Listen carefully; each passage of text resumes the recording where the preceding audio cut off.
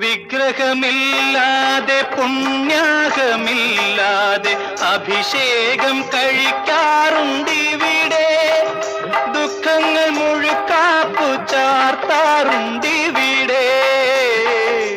മേൽശാന്തിയില്ലാതെ മന്ത്രങ്ങൾ ചൊല്ലാതെ കലശങ്ങളാടാറുണ്ടിവിടെ. ഓർമ്മകൾ ശീവേലി തൂകാറുണ്ടിവിടെ. നടപ്പന്തലില്ലാത്ത തിടപ്പള്ളിയില്ലാത്ത പഴയ ഗുഹാക്ഷേത്രം മാനവഹൃദയം ദേവാലയം.